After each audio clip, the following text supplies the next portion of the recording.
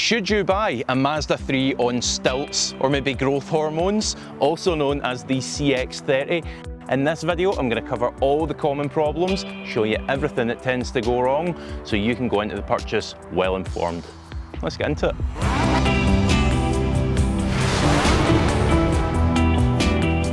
Now, before I get into talking engines and the specifics that go wrong with them, I need to address the elephant in the room. Don't you think the CX-30, it's got a certain likeness to a different model, doesn't it?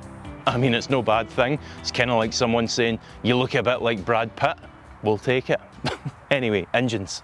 So back in 2019 when these cars were launched, here in the UK at least, we got the option of two different petrol engines, both of them mild hybrid and both of them called Skyactiv engines.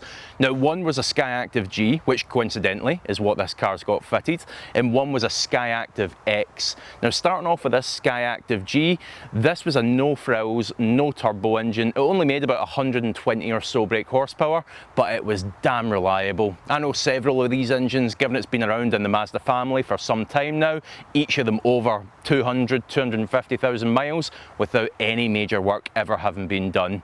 Now the Skyactiv X engine, now this one's a little bit different because it is a far more complex engine to begin with.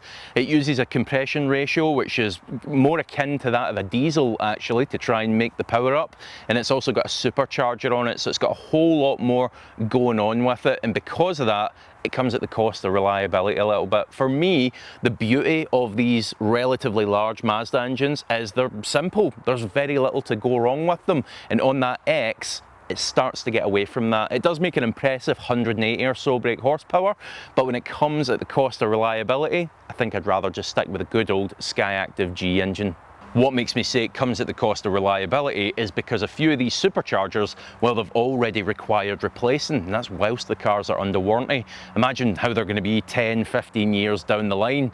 They start to groan and screech, and as I say, thankfully, most of them are warranty jobs for now, but that's going to get very expensive if it's coming out of your pocket. Now, to try and save you a bit of confusion, one thing you might notice is if you got to buy one of these cars after 2024, it still uses that Skyactiv G name, but it's no longer a 2 litre. So Mazda decided to ditch the 2 litre at that point and move to their 2.5 litre. And again, this is another well-known engine. It's been used worldwide for some time now, and it keeps that same recipe of absolute simplicity, no turbos, no superchargers, no frills really. It just ups the power to around about 140 or so brake horsepower, maybe slightly less. So it's got all the perks of that original 2 litre, just with a little bit more power, which is good. Next, let me tell you about what might be one of the biggest problems to afflict the CX-30. But before I get onto that, don't worry, it's not an advert, it's just a quick favour to ask from you. If you are getting value from this video, please do go ahead and hit the like button, and also consider hitting subscribe as well. I make these buyer's guides for literally every type of car, so it might be useful for you in the future as well. Anyway, this problem, let me explain it to you with a relatable story, because I'm sure we've all been here. So you park up at night, and you've left your interior light on, or you leave your side lights on. We've all been there, it happens. You come out in the morning and the battery's dead. Well, that was happening on these CX-30s, but nothing was left on. The battery was just draining for no apparent reason. It took a little while to figure this out, but what was actually happening is the key was within 15 metres of the car. And on these early ones, I can see by Mazda's own service bulletin, it was pre-2022. Don't take that as gospel though, check that even if you are buying a later one. What was happening is because the key was within proximity to the car was never going to sleep. It was constantly staying active, communicating with that key, and that would drain the battery. Now, if you do see that problem on one that you've bought, or you're getting the message on the dashboard to tell you there's a battery warning, the battery's running low and you need to start the engine, then take it to Mazda and make sure it's got the latest software on it. They were continually releasing updates at that point, so it might just be that you're on an older version of the software. Now on the gearbox front, you could get these cars as manual or automatic, and I'm delighted to say the good news continues here, because if you choose an automatic, which is a brave thing to do nowadays with a new car, so many of them out there use these new dry dual clutch gearboxes, and they're forever going wrong. You're pulling them out of cars, you're replacing clutch plates, a lot of it needs specialist tools, a lot of it requires a specialist to actually carry out the work, so it gets very, very expensive. Your local mechanic can't do it, but these cars, They use an old school torque converter if you get an automatic. And again, it's a bit like that engine. It's older technology, but it's proven to be reliable. That's the difference. If you read some of the reviews of these CX-30s when they first came out, you see journalists criticising it because the gearbox was a little bit slow, maybe a little sluggish on kickdown if you wanted to pull out and overtake. But that's because it's a torque converter. And I don't know about you, but I will happily choose a gearbox which is going to take a few fractions of a second longer to change down a gear, but is going to last me years and years longer without any major expense. Now, as for the manuals, again, these tend to be pretty reliable. I don't have an awful lot to tell you about here, but of course, be diligent when you go and see that car, get it out on a test drive, a good long test drive, as we'll do in just a moment here, and check that clutch is okay. Check the gears are all slotting in as you'd expect them to. No crunchies, no untoward noises. We can have the most reliable gearbox in the world, but if it's been abused for the last 5 years, yeah, it's not going to be in good shape, is it? Right, I think let's get it out on the road and we'll continue on from there. I tell you what, this is quite an unusual experience. It's just dawning on me. I'm driving along here in what is a modern car. I think we can all agree to that. I mean, it came out in, what, 2019? This is a 2023 car. You can still buy them today. And it feels a bit old school. Not in a bad way, don't take that wrong. It feels a bit old school in that I'm driving along with a large, naturally aspirated engine, which I'll talk more on. I know that 120 brake horsepower output might freak some of you out, might not think it's enough, but let me come on to that, I'll talk about it more. I've got a manual 6-speed gearbox, good old manual, which actually slots in very nicely indeed. It's a really nice inertial feeling as it slots into gear. It could be a torque converter automatic, again, this old school approach, which Mazda seems to be taking. And I tell you what, they're gonna capture an audience with this. They just are. There's so many people out there, I know this because I talk to them on almost a daily basis, that are hankering after the cars of yesteryear. The simpler cars, the naturally aspirated cars, the reliable torque converter cars. And Mazda are bringing it to the table, aren't they? Other manufacturers aren't just not bringing it to the table, they are actively going in the opposite direction, aren't they? And I know there's a lot of things that come into that.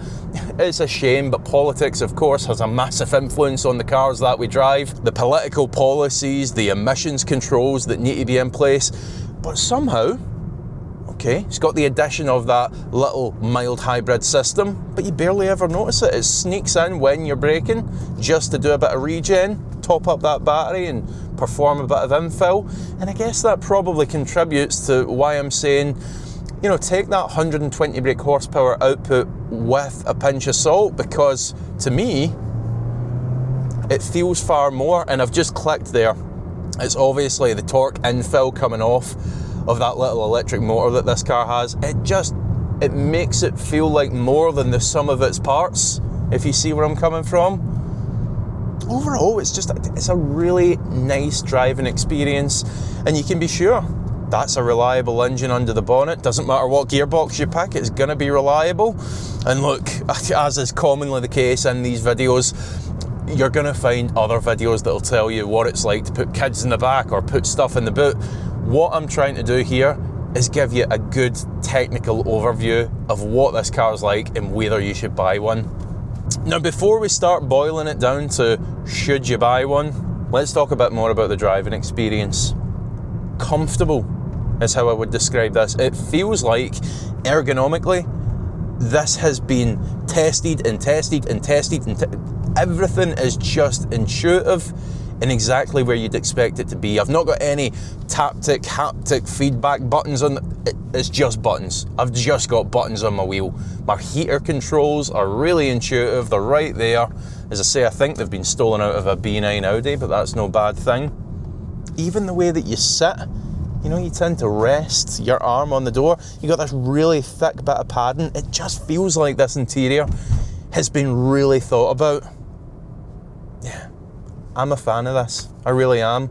So I probably don't even need to bother boiling it down to would I buy one or should you buy one. I think you should, if this is the kind of car that you're after. And I guess we could pull the Mazda 3 into this as well. The CX-30 is not going to be everyone's cup of tea.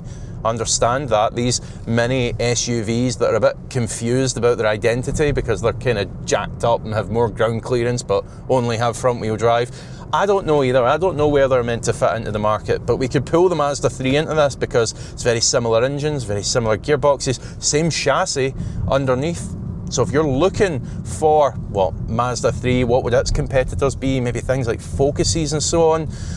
You got those EcoBoost engines, you got those wet belts.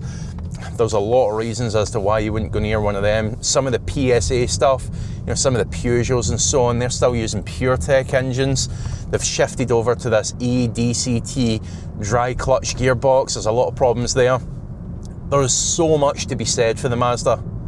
So suffice to say, yes, I would absolutely consider buying one, and I would recommend that you consider buying one as well, because looking at the CX-30, what's it up against? I mean, it's probably its most common competitor. It's what, the Ford Puma?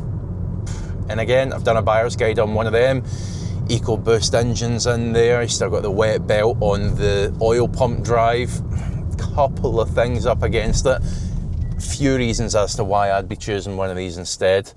So there you have it. Thank you so much for watching. I do hope this has been useful for you. If it has, as I say, please do hit that subscribe button, hit the like button, and let me know your thoughts in the comments section below. I'll see you for the next one.